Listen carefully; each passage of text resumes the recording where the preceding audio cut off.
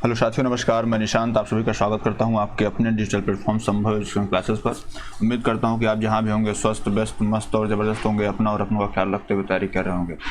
दोस्तों, प्यारे भाई बहनों, आज हम लोग जो है UPSSC सॉल्व पेपर के 16वें चरण में पहुँच चुके हैं और आज हमने लिया है लोअर मुख्य परीक्षा जो है 2019 का। एग्ज़ाम डेट इसकी है 21/10/2021। इस पेपर में जो भी GS के प्रश्न पूछे गए हैं उनको हमने लिया है और टू 1 इसके ऊपर हम इसको सॉल्व करने वाले हैं बाकायदे व्याख्या से। ठीक है, चलिए सर लेते हैं पहला प्रश्न अपना। पहला प्रश्न क्या है? मानव पूंजी में निवेश किसके द्वारा किया जा सकता है? शिक्षा, प्रशिक्षण, चिकित्सा देखरेख या ये सभी तीनों? बताइए सर।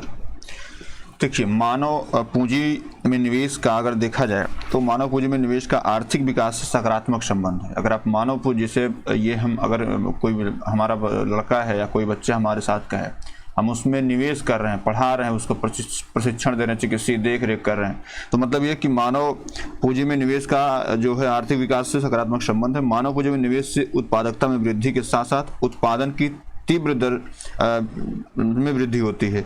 अतः यह आर्थिक विकास का मूल स्रोत है। मतलब अगर आर्थिक विकास आपको सोचना है तो बेसिकली आपको मानव पूंजी में निवेश करना पड़ेगा। मानव पूंजी को नौकरी, प्रशिक्षण और शिक्षा के माध्यम से प्राप्त कौशल, प्रशिक्षण और स्वास्थ्य के रूप में वर्णित किया जा सकता है। तो इसके माध्यम से हम इसमें उपयुक्त सभी तीनों मार सकते हैं। ऑप्शन नंबर डी इसका सही हो जाएगा। ठीक है सर, चलिए आगे बढ़ते हैं। अगला क्या है? NFWP से तात्पर्य है national food and white processing, national forest for wildlife production, national federation for work and process, national food for work programme. बताइए सर इसमें क्या होगा? देखिए, ये जो है दरअसल इसको जो है योजना आयोग जो हमारा था, तब इसको योजना आयोग के द्वारा लाया गया था। किसके द्वारा? योजना आयोग के द्वारा इसको ले आया गया था। और योजना आयोग के द्वारा लाने का इसका बेसिक कार्यक्रम ये था कि राष्ट्रीय कार्य के बदले भोजन कार्यक्रम। जो राष्ट्रीय कार्य है, राष्ट्रीय कार्य के बदले भोजन कार्यक्रम, समझिएगा, भोजन कार्यक्रम, राष्ट्रीय कार्य के बदले भोजन कार्यक्रम। बात क्लियर है? और इसको अगर बात की जाए NFWP, इसको लागू कब किया गया था? तो ये सरकारों के समन्वय से 14 नवंबर 2004 को इसको लागू कर दिया गया था। बात क्लियर है? और ये लगभग 150 सबसे पिछड़े जिलों में शुरू किया गया था। इस योजना का उद्देश्य जो है भारतीय गरीबों को रोजगार देना और जो अकुशल काम कर सकते हैं इस खाद्य सुरक्षा, मतलब उनकी खाद्य सुरक्षा को बनाए रखना। आप ऐसे समझिए, जो अभी एक योजना आप सुनोगे मनरेगा, है ना, वो बेसिकली इसीलिए आई थी कि जो गरीब तबके के लोग हैं उनको जो है रोजगार दिया जाए ताकि उनका रोज का जो भोजन पानी है वो चल सके अच्छे से। तो NFWP का काम क्या था? इसका काम था national food for work programme, मतलब राष्ट्रीय कार्य के बदले भोजन कार्यक्रम। ऑप्शन डी इसका सही है। चलिए सर आगे बढ़ते हैं। आज संविधान के कुछ अच्छे प्रश्न लिए गए हैं और ये लोअर के एग्जाम में संविधान से बहुत प्रश्न आए हुए थे। राज्य सरकारों का संवैधानिक प्रमुख कौन होता है? राज्य का मुख्यमंत्री, राज्यपाल, राज्य का स्वास्थ्य मंत्री या उच्च न्यायालय का मुख्य न्यायाधीश? बताइए सर इसमें क्या राइट आंसर होगा? राज्य का जो है संवैधानिक प्रमुख कौन होता है? आपको पता है भारतीय संविधान के अनुच्छेद 155 में ये साफ साफ कहा गया है कि जो राज्य सरकारें हैं इनका जो संवैधानिक राज्य सरकारों का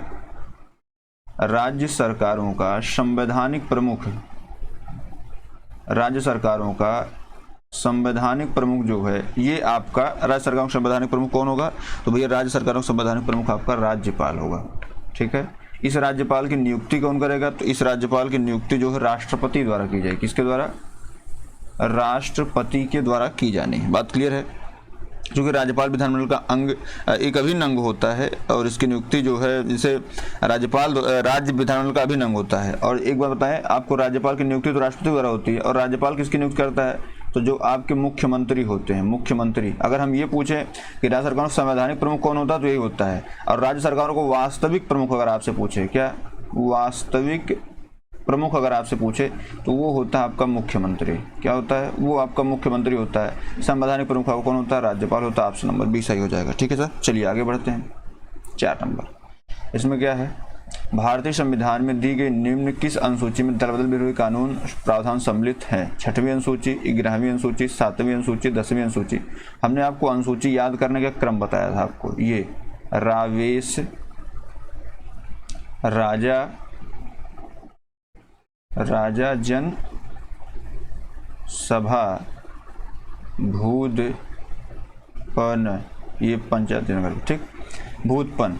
तो आप समझिए, जैसे यहाँ से हमने बताया था राज्य के विषय में, वेतन, शपथ, राज्यसभा में सीटों का आवंटन, जो जातियों के लिए बातें की गई हैं, जो अनुसूचित जात के लिए है, अनुसूचित जनजाति के लिए जो अमे मित्री का कॉन्सेप्ट था, असम, मेघालय, मिजोरम और त्रिपुरा, अमे मित्री, ठीक है, इसके लिए हमने बताया था आपको।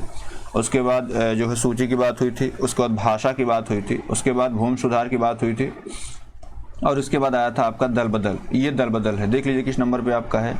1 number, 2 number, 3 number, 4 number, 5 number, 6 number, 7 number, 8 number, 9 number, ये आ जाएगा आपका 10वें नंबर पे। बात क्लियर है? तो 10वें में क्या है? दल बदल विरोधी कानून है। कब आया था?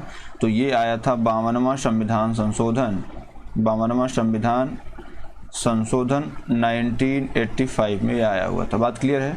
तो आप इसमें क्या मारेंगे? इसमें ऑप्शन नंबर डी। 7वीं अनुसूची देख लीजिए, 7वीं में क्या है? 1, जैसे यहाँ पे आइए 6वीं में देख लीजिए। 11वीं में तो आपको पता है पंचायत है, 11वीं में क्या आपको पंचायत पता ही है, पंचायत है, ठीक है, 11वीं में पंचायत है। 6वीं की बात कर लेते हैं, 1, 2, 3, 4, 5, 6, मतलब जनजातियों के विषय में 6वीं में बात बताई गई है। अमी मित्री का जो असम, मेघालय, मिजोरम, त्रिपुरा का कॉन्सेप्ट है, ये 6वीं में है। 7वीं में क्या है? सूची की बात की है, जो समवर्ती सूची, संघ सूची और राज्य सूची की बात है, ये 7वीं में की गई। बात क्लियर है? तो इसका ऑप्शन नंबर डी सही हो जाएगा। चलिए सर आगे बढ़ते हैं। भारतीय संविधान में संघवाद इनमें से किस देश से लिया गया है? यूएसए से, कनाडा से, ऑस्ट्रेलिया से या इटली से? इटली से तो हमारे यहाँ कुछ भी नहीं लिया गया, इसलिए इसको काट दीजिए आप। यूएसए से बताइए, कनाडा से, ऑस्ट्रेलिया से बताइए सर, इसमें क्या सही होगा? देखिए, अगर हम बात करें यूएसए से, तो आपका मूल अधिकार, सबसे जो प्रभावी चीज़ है वो है मूल अधिकार। उसके बाद आपका जो जुडिशियल रिव्यू होता है, JR जिसको बोलते हैं, जुडिशियल रिव्यू हो गया, ठीक है। और उपराष्ट्रपति का जो पद है, क्या उपराष्ट्रपति का जो पद है, ये भी बेसिकली यहीं से लिया गया है। और उसके बाद अगर हम बात करें उद्देशिका, जो मतलब आपका उद्देशिका है, उसका विचार, उद्देशिका का विचार जो है वो भी यहीं से लिया गया था। और ऑस्ट्रेलिया से उद्देशिका की भाषा ली गई थी, उद्देशिका की भाषा यहाँ से ली गई थी, और विचार जो है यूएसए से लिया गया था।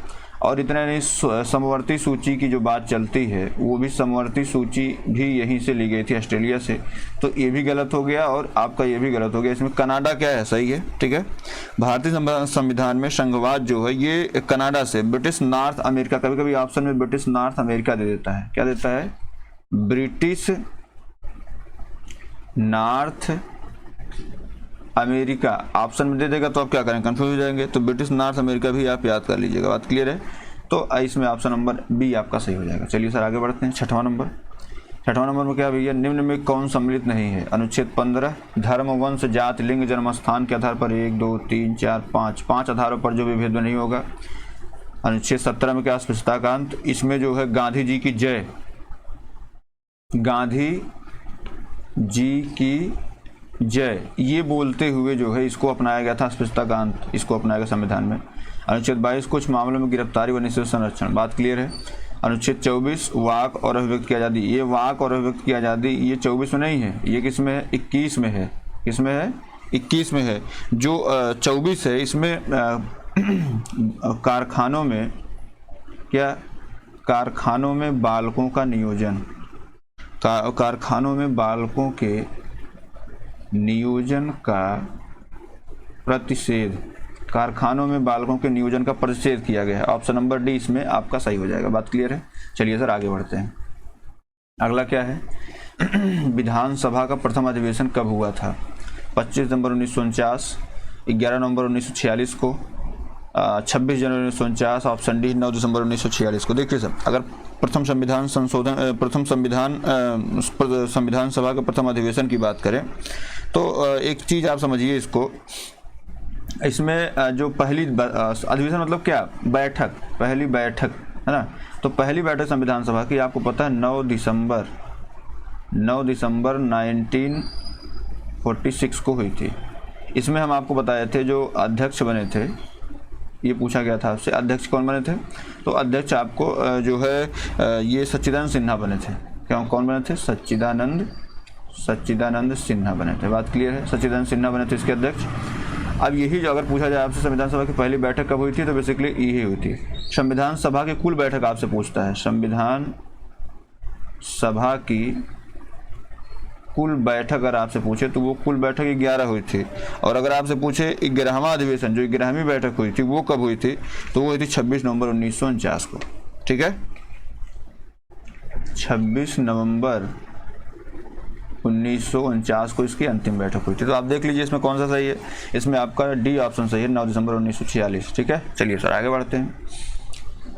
अगला क्या है? भारतीय संविधान के प्रस्तावना को मूल उद्देश्य से सुरक्षित करना। क्या किससे? सभी व्यक्ति के मौलिक अधिकारों को, भारत के नागरिक के मौलिक कर्तव्यों को, सरकारी कर्मचारियों की सेवा की सुरक्षा, और ऑप्शन डी है व्यक्ति की गरिमा तथा राष्ट्र की एकता और अखंडता को। तो जब आप संविधान की प्रस्तावना पढ़ेंगे तो उसमें संविधान की प्रस्तावना का जो मूल उद्देश्य है व्यक्ति की गरिमा, राष्ट्र की एकता और अखंडता को सुनिश्चित करने वाली बंधुता को बढ़ाने के लिए, आप जब उसको पढ़ेंगे कि हम भारत के लोग भारत को एक संपूर्ण बहुत्व संपन्न समाजवादी पंथ निरपेक्ष, ऐसे जब आप आगे पढ़ते हुए जाएंगे तो आपको जो है सभी नागरिकों को आप सामाजिक आर्थिक राजनीतिक न्याय देंगे, विचार विश्वास धर्म और अभिव्यक्ति और उपासना की धर्म और उपासना की शुद्धता देंगे, प्रतिष्ठा और अवसर की समता तथा व्यक्ति की गरिमा, राष्ट्र की एकता और अखंडता को सुनिश्चित करने बंधुता को बढ़ाने के लिए जो है आप सारा काम करेंगे। तो बेसिकली प्रस्तावना को उद्देश्य, प्रस्तावना में यही कहा गया, हमारे जो उद्देश्य का बेसिकली यही कहा गया। ऑप्शन नंबर डी इसमें सही है। ठीक है, चलिए सर आगे बढ़ते हैं। 9वां नंबर क्या है? निम्न में कौन सा एक बहुमुख्य सिद्धांत है जिस पर संसदीय प्रणाली संचालित होती है? बताइए सर। कार्यपालिका विधायिका प्रति उत्तरदायित्व, संसद की सर्वोपरिता, न्यायपालिका की सर्वोपरिता, शक्ति के पृथक्करण का सिद्धांत। बताइए सर इसमें क्या सही होगा। देखिए हम इसकी अगर बात करें तो आपको संविधान का जैसे अगर ये संसदीय सिद्धांत की बात कर रहा है तो संसदीय प्रणाली जो है इसमें आप समझिए संविधान का अनुच्छेद 75 आपको पढ़ना पड़ेगा। ठीक है, तो 75 जब आप पढ़ेंगे तो 75 के 3 में जाएंगे तो 75 के 3 में कहा गया है कि मंत्रिपरिषद जो है, मंत्रिपरिषद जो कार्यपालिका है, मंत्रिपरिषद जो है आप सीधे सीधे यही लिखा गया है मंत्रिपरिषद, क्या मंत्रिपरिषद लोकसभा के प्रति मंत्रिपरिषद लोकसभा के प्रति क्या होगी? उत्तरदायी होगी। यही लिखा गया ना, मंत्रिपरिषद लोकसभा के प्रति उत्तरदायी होगी। ठीक है, अतः भारत में संसदीय प्रणाली की जो सरकार है इसे मंत्रिमंडल शासन व्यवस्था भी कहा जाता है। ठीक है, इसमें संसद विधि निर्माण करने की सर्वोच्च संस्था होती है। जो संसद है वो सर्वोच्च संस्था है तथा कार्यपालिका अपने सभी कृत्यों के लिए जो कार्यपालिका आपकी है अर्थात मंत्रिमंडल जो आपका मंत्रिपरिषद जो है वो लोकसभा मतलब कार्यपालिका, आप ऐसे समझिए कार्यपालिका जो है कार्यपालिका अपने सभी उत्तरदायित्व के लिए किसके प्रति? विधायिका के प्रति, विधायिका के प्रति क्या होगी? संसद के प्रति क्या होगी? उत्तरदायी होगी। तो इसमें आपका ऑप्शन नंबर ए आपका सही हो जा रहा है। बात क्लियर है? ऑप्शन नंबर ए आपका सही है। संसद की सर्वोच्चता नहीं, संविधान में जो है संविधान की सर्वोच्चता है, संसद की सर्वोच्चता की बात नहीं की गई। न्यायालय सर्वोपरि हो सकता है लेकिन यहाँ पे जिस पर संसदीय प्रणाली की बात हो तो उसमें ना तो ये लगेगा और ना ही ये लगेगा। बात क्लियर है? चलिए सर आगे बढ़ते हैं, 10वां नंबर लेते हैं। 10वां नंबर क्या भैया? भारत जैसे देशों के लिए उपयुक्त संघवाद का श्रेष्ठ स्वरूप है सहकारी संघवाद, परस्पर विरोधी संघवाद, सौदाकारी संघवाद या केंद्रीकृत संघवाद। बताइए सर इसमें क्या ऑप्शन आपको सही दिख रहा है? मतलब ये कोऑपरेटिव फेडरलिज्म है, कॉन्फ्लिक्टिंग फेडरलिज्म है या बार्गेनिंग फेडरलिज्म है या फिर जो है सेंट्रलाइज्ड फेडरलिज्म। बताइए सर इसमें क्या होगा? देखिए भारत जैसा जो देश है, जो भारत देश है, इसमें संघवाद का सर्वश्रेष्ठ जो स्वरूप है वो बेसिकली सहकारी संघवाद है। क्या है? सहकारी संघवाद है। आप एक बड़ा नाम सुने होंगे जी ऑस्टिन का। जी ऑस्टिन ने कहा था कि भारत का संविधान वहीं से आया है। भारत का जो संविधान है ये सहकारी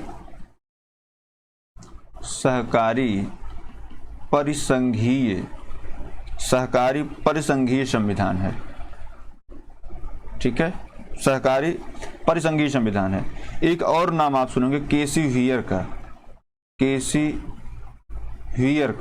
केसी व्हीयर ने क्या कहा था कि भारत का संविधान जो है, क्या भारत का संविधान अर्धसंघीय है, अर्धसंघीय, ये भी इन्होंने कहा था। तो आप समझिए जो केंद्रीकृत व्यवस्था इसमें नहीं है, कोई केंद्रीकृत व्यवस्था नहीं है, सभी राज्य हैं अपने अपने कानून चला रहे हैं अपने हिसाब से। हमने सूची के रूप में डिवाइड कर दिया, शक्तियों का पृथक्करण कर दिया, कैसे कैसे किसको क्या काम करना है, सारी चीजें हो चुकी हैं। बात क्लियर है? तो इसमें सहकारी संघवाद ऑप्शन नंबर ए सही हो जाएगा। ठीक है सर, चलिए आगे बढ़ते हैं 11 नंबर पे। निम्न में से कौन संसद सदस्यों की अयोग्यता के संबंध में निर्णय लेता है? बताइए सर। सर्वोच्च न्यायालय, लोकसभा अध्यक्ष, भारत के राष्ट्रपति या निर्वाचन आयोग? बताइए कौन लेता है निर्णय? ठीक है, देखिए ऐसे आप बताएंगे कि साहब इसमें तो जो है लोकसभा अध्यक्ष निर्णय करता है, तो बिल्कुल गलत बात हो जाएगी। देखिए आपको भारतीय संविधान का, क्या भारतीय संविधान का अनुच्छेद 103 पढ़ना चाहिए। क्या भारतीय संविधान का अनुच्छेद 103 पढ़ना चाहिए, जिसमें सीधे सीधे कहा गया है, क्या कहा गया भैया? संसद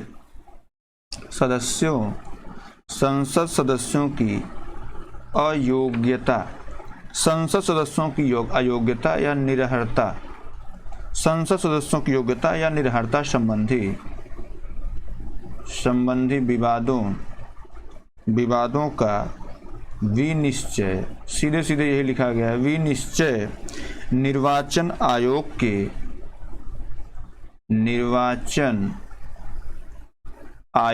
के परामर्श से राष्ट्रपति करता है। ठीक है, राष्ट्रपति करता है। बात क्लियर है? तो इसमें आप समझिए संबंध में निर्णय कौन लेता है, तो लेता कौन निर्णय है? निर्णय तो जो है निर्वाचन आयोग के परामर्श से राष्ट्रपति करता है, विनिश्चय जो भी निर्णय है ये राष्ट्रपति करेगा, लेकिन सलाह किसकी लेगा?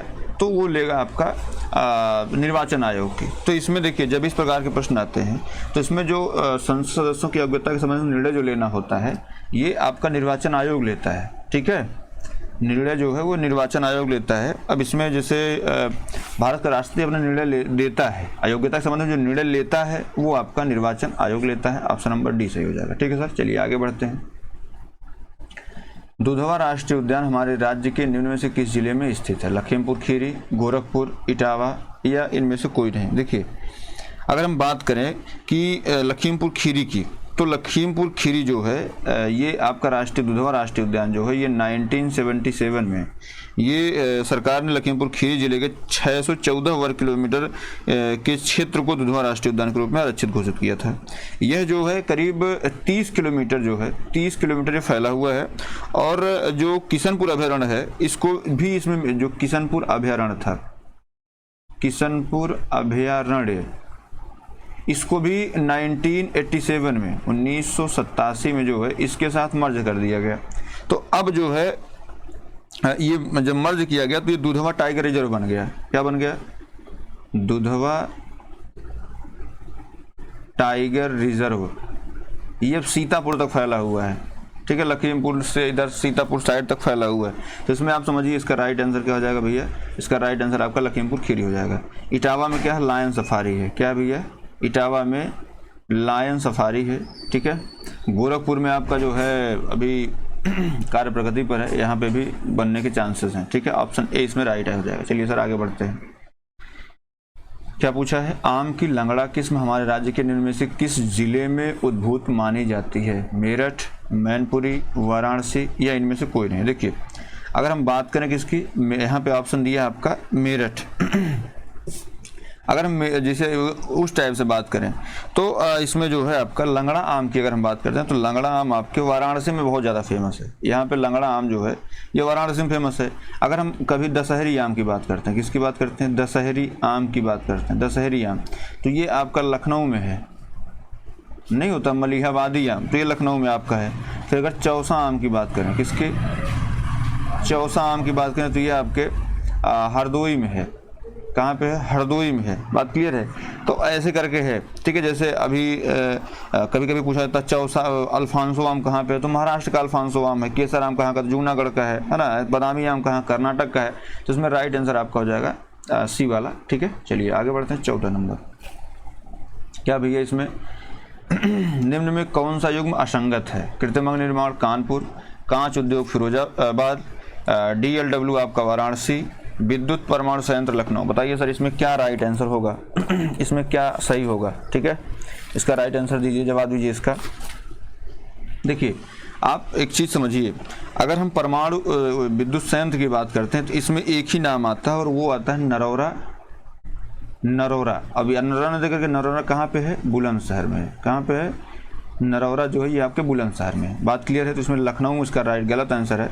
इसका परमाणु विद्युत संयंत्र कहाँ पे है? नरौरा में। ठीक है, चलिए सर आगे बढ़ते हैं। 15 नंबर में क्या है? जनगणना 2011 के अनुसार राज्य के सर्वाधिक न्यूनतम जनसंख्या वाले जिले क्रमशः कौन से हैं? मुरादाबाद चित्रकूट, लखनऊ ललितपुर, गाजियाबाद हमीरपुर, इलाहाबाद महोबा। बताइए सर इसमें क्या राइट आंसर होगा? देखिए अगर हम बात करें उत्तर प्रदेश के सर्वाधिक जनसंख्या वाले जिले की तो उसमें आपका प्रयागराज सर्वाधिक जनसंख्या, अगर हम बात करें यहीं पे सर्वाधिक विधानसभा सीट भी है। सर्वाधिक जनसंख्या की बात करें यहाँ पे 12 विधानसभा सीटें हैं। सर्वाधिक जनसंख्या कहाँ पे है? तो प्रयागराज। ठीक है, और सबसे कम जनसंख्या की बात करें, सबसे कम जनसंख्या की बात करें मेरे भाई, तो सबसे कम जनसंख्या वाला जिला जो है वो आपका महोबा है। महोबा हो गया, चित्रकूट हो गया, है ना, तो महोबा हो गया। तो देख लीजिए ऑप्शन कौन सा है? इलाहाबाद और महोबा जहाँ मिले वहाँ मार दीजिए। ऑप्शन नंबर डी आपका क्या होगा? सही हो जाएगा। चलिए सर आगे बढ़ते हैं। अगला क्या है? फयाज खान द्वारा स्थापित रंगीला घराना किस स्थान पर स्थित है? मथुरा, कानपुर, लखनऊ, आगरा। बताइए सर कहाँ पे स्थित है? किसके द्वारा? फयाज खान के द्वारा जो स्थापित घराना था वो कहाँ पे स्थापित? देखिए अगर बात करें तो जो फयाज खान मतलब खुदाबख्श जो था 19वीं शताब्दी में इसने जो है इसने एक आगरा घराने की स्थापना की थी। किसकी? आगरा घराने की स्थापना की थी। और संगीतविदों के मतानुसार इसके संस्थापक हाजी सुजान खान थे। जो ये रंगीला घराना है ये इसके घराना संस्थापक जो है हाजी सुल्तान थे। लिख लीजिए हाजी सुल्तान, ये माना जाता है।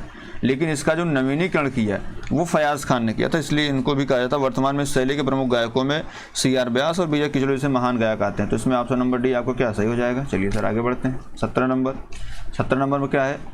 टोक्साफेन कीटनाशक रूप में कार्य करता है। प्रणालीगत विष, धूमक, उदर विष या संपर्क विष। बताइए इसमें क्या राइट आंसर होगा? देखिए अगर हम बात इसकी करते हैं तो टोक्साफोन, जैसे अभी वीडियो में एग्जाम में ऐसे प्रश्न आ गए थे, ये बेसिकली ऐसा नहीं कि एक बैग आ जाते हैं, ये पूछे जाते हैं, जैसे कभी पूर्व में पूछेगा इसलिए वहाँ से बनाए जाते हैं। तो ऑप्शन नंबर सी इसका राइट आंसर हो जाएगा, उदर विष। देखिए टैक्सोफोन कीटनाशी जो है ये उदर विष के रूप में कार्य करता है। बात क्लियर है? यह कैम्फीन के क्लोरीकरण द्वारा बनाए गए कार्बनिक यौगिकों का एक घना पीला अर्धशोष मिश्रण है जो तारपीन से प्राप्त हाइड्रोकार्बन से प्राप्त होता है और इसका उपयोग जो है वो कीटनाशक के रूप में किया जाता है। ठीक है, तो ये इसमें ऑप्शन नंबर सी आपका सही हो जाएगा। ठीक है, चलिए सर आगे बढ़ते हैं। अगला क्या है? निम्नलिखित फसलों में किसे गरीब का मित्र कहा जाता है? शकरकंद को कहा जाता है, रतालू को, कचालू को या आलू को? किसको गरीब का मित्र कहेंगे सर आप? किसके लिए कहा जाता है? और एक ये ऐसा चीज़ है कि बिना इसके किसी सब्जी का निर्माण नहीं, तो मतलब ऐसे कह सकते हैं कि ये हर सब्जी में शामिल होता है। ठीक है, तो देखिए आलू जो है इसमें राइट आंसर हो जाएगा। आलू का अपना एक अलग क्राइटेरिया है। आलू जो है सब्जियों में एक महत्वपूर्ण स्थान रखता है और इसकी उत्पादन क्षमता अन्य फसलों की अपेक्षा जो है अधिक होती है। यह एक सस्ती और आर्थिक फसल है जिस कारण इसे गरीबों का मित्र भी कहा जाता है। और यह फसल मूल रूप से अगर पूछा जाए ये कहाँ से आई, तो ये दक्षिण अमेरिका से आई। पहले यहाँ नहीं थी, ये बेसिकली आई कहाँ से? दक्षिण अमेरिका से आई। और इसमें कार्बोहाइड्रेट, अगर आलू की बात करें तो इसमें कार्बोहाइड्रेट होता है और विटामिन ये भरपूर मात्रा में पाए जाते हैं। बात क्लियर है? कार्बोहाइड्रेट और विटामिन आलू में पाए जाते हैं। तो इसका ऑप्शन नंबर डी आपका सही हो जाएगा। चलिए सर आगे बढ़ते हैं। अगला क्या है? विश्व रोगी सुरक्षा दिवस कब मनाया जाता है? 26 अगस्त को, 1 सितंबर को, 15 अगस्त को या उसके बाद आता है 17 सितंबर। बताइए सर कब मनाया जाता है? देखिए बात करें अगर 26 अगस्त की, किसकी बात करें? अगर 26 अगस्त की बात करते हैं तो 26 अगस्त को महिला समानता दिवस मनाया जाता है। क्या होता है? 26 अगस्त को महिला समानता दिवस। ठीक है, अगर हम बात करते हैं 1 सितंबर को, तो 1 सितंबर को राष्ट्रीय पोषण दिवस मनाया जाता है। क्या? राष्ट्रीय पोषण दिवस मनाया जाता है। बात क्लियर है? 15 अगस्त को आपको पता है स्वतंत्रता दिवस मनाया जाता है। ठीक है, स्वतंत्रता दिवस मनाया जाता है। बात क्लियर है? उसके बाद आपका आता है 17 सितंबर, तो 17 सितंबर को आपका विश्व विश्व सुरक्षा ये मनाया जाता है, विश्व सुरक्षा दिवस मनाया जाता है, विश्व रोगी सुरक्षा दिवस मनाया जाता है। बात क्लियर? ऑप्शन नंबर डी इसमें सही हो जाएगा। चलिए सर आगे बढ़ते हैं 20 नंबर पे। 20 नंबर में क्या भैया, निम्नलिखित में कौन सा विटामिन B12 को इंगित करता है? Option A thiamine, option B pyridoxine, option C cobalamin, option D niacin. देखिए अगर हम थायमीन की बात करते हैं तो थायमीन को जो है विटामिन B1 बोला जाता है। हम ऐसे याद कराए थे ना आपको, B1 थाई, B2 राई, B3 से पीवी पीला, रात रेटिनॉल, नपुंसक विटामिन, टोकोफेरॉल से याद कर दिया थे हमने। तो विटामिन B1 जो है ये थायमीन है। पैराडॉक्सिन की बात करें तो आपका डॉक्सिन आया है और यहाँ पे विटामिन B6 आया है। बात क्लियर है? उसके बाद हम नियासिन की बात करें तो विटामिन B3, 3 से नियासिन हमने बताया था आपको, और कोबालामिन जो है ये विटामिन B12 के लिए कहा जाता है। बात क्लियर? तो इसमें राइट आंसर आपका जो है सी सही हो जाएगा। तो आज की वीडियो इतनी, उम्मीद करता हूँ आपको इस लोअर पीसी जो लोअर मुख्य परीक्षा का था ये आपको पेपर समझ में आया होगा और आपका लेवल यही था। बात क्लियर है? तो अगर वीडियो अच्छी लगी हो तो आप इसको लाइक कर सकते हैं, शेयर कर सकते हैं, सब्सक्राइब कर सकते हैं। बहुत बहुत धन्यवाद आपका।